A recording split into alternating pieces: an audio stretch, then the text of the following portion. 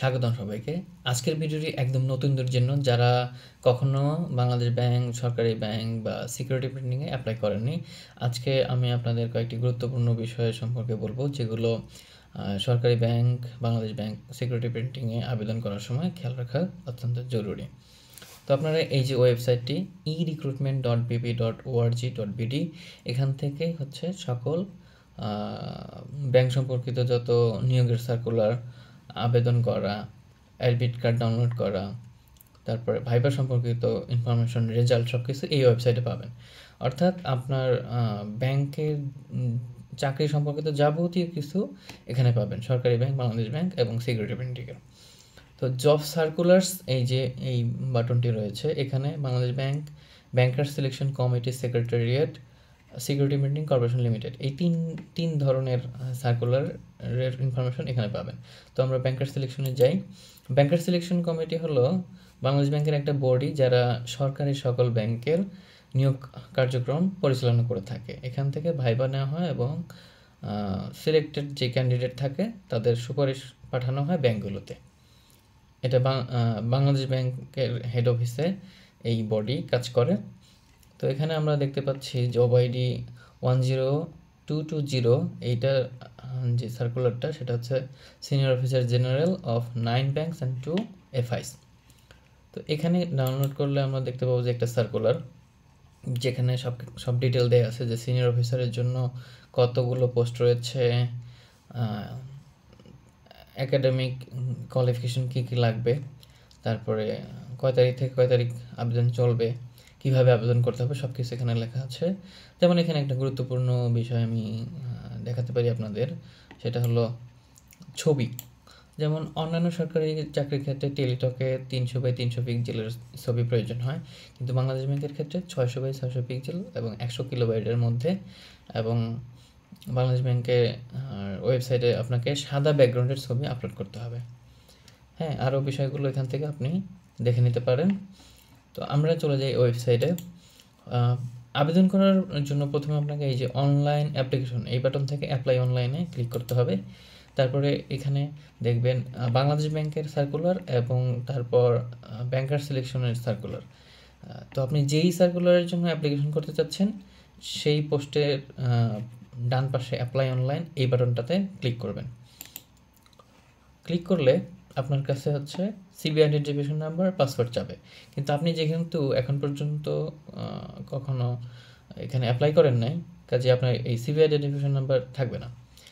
এই জন্য আপনি রেজিস্টার নামে ক্লিক করবেন। এই একবারই আপনাকে এই তথ্যগুলো পূরণ করতে হবে। পরবর্তীতে আপনি যতবারই অ্যাপ্লাই করেন, তখন আপনি শুধু সিবি আইডেন্টিফিকেশন নাম্বার, পাসওয়ার্ড দিয়ে লগ ইন করে অ্যাপ্লাই করে দিতে পারবেন। এবং আপনার যদি কোনো এডিটের প্রয়োজন হয় এইসব তথ্যের, তাহলে আপনি অ্যাপ্লিকেশন করার আগে এগুলো এডিট করবেন। হ্যাঁ, কারণ হচ্ছে আপনি অ্যাপ্লিকেশন করার পর এডিট করলে সেটা আর হচ্ছে সাবমিট হবে না। কাজেই কোনো কিছু এডিট করার থাকলে সেটা অ্যাপ্লিকেশন করার আগেই করতে হবে। তো এখানে আপনার নাম, বাবার নাম, বাকি যা জন্ম তারিখ, বাকি যা তথ্য আছে সেগুলো NID সার্টিফিকেট এগুলোর সাথে মিলিয়ে করবেন। আরেকটা ইনফরমেশন দিই আপনাদের, সেটা হচ্ছে ফটো এবং সিগনেচার এগুলো পরিবর্তন করা যায় না। প্রথমবার যেই ছবি সিগনেচার দিবেন সেগুলোই রয়ে যাবে।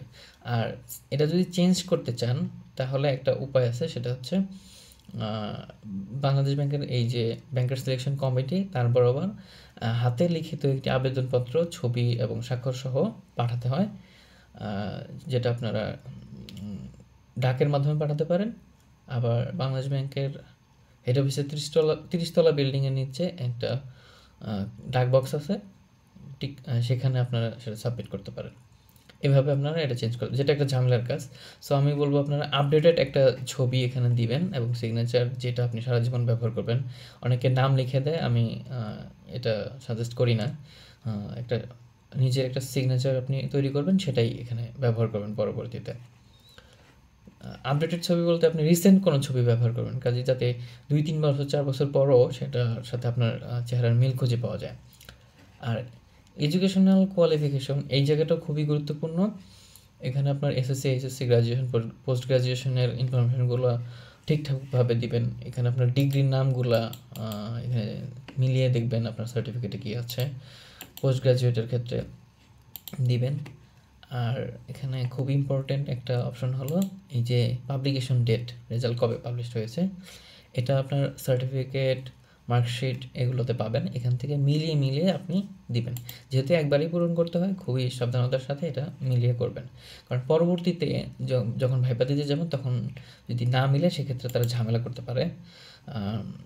এরপরে আসে হচ্ছে চয়েস লিস্ট। ব্যাঙ্কগুলোর আপনার একটা চয়েস লিস্ট দিতে হবে এবং সবগুলো ব্যাংকের নাম এখানে আপনাকে দিতে হবে, কোনোটা আপনি স্কিপ করতে পারবেন না। কাজেই এই চয়েস লিস্ট কোনটা আগে দিতে পারেন, কোনটা পরে দিতে পারেন, সেগুলো নিয়ে আমি আলাদা একটা ভিডিও বানানোর প্ল্যান করেছি। আশা করি সেটা দিতে পারবো।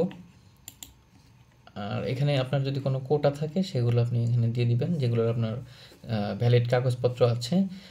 কোটা বিষয়ক যেই সরকারের সর্বশেষ যে সার্কুলার থাকে সেই অনুযায়ী কোটা অ্যাপ্লাইড হবে। আর এখানে 2টা পাসওয়ার্ড দিবেন। 2টা বলতে একটা পাসওয়ার্ড 2 জায়গায় সেম দিবেন। পাসওয়ার্ডটা অবশ্যই কমপক্ষে 6টা ক্যারেক্টার হইতে হয়। এরপর সাবমিট অ্যাপ্লিকেশন দিবেন। সাবমিট অ্যাপ্লিকেশন দেওয়ার পর আপনাকে টাকা পে করার কথা বলবে। তো এই job ID, CV identification number এগুলো আপনি পেয়ে যাবেন। সেগুলো দিয়ে রকেট থেকে 200 টাকা পে করে দিবেন।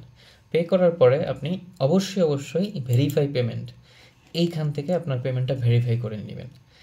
হ্যাঁ, পেমেন্ট যদি ভেরিফাই না করেন তাহলে আপনার আবেদন অসম্পূর্ণ থাকবে, আপনি অ্যাডমিট কার্ড পাবেন না। তো এই পেমেন্ট করার পর আপনি একটা ট্র্যাকিং পেজ পেয়ে যাবেন।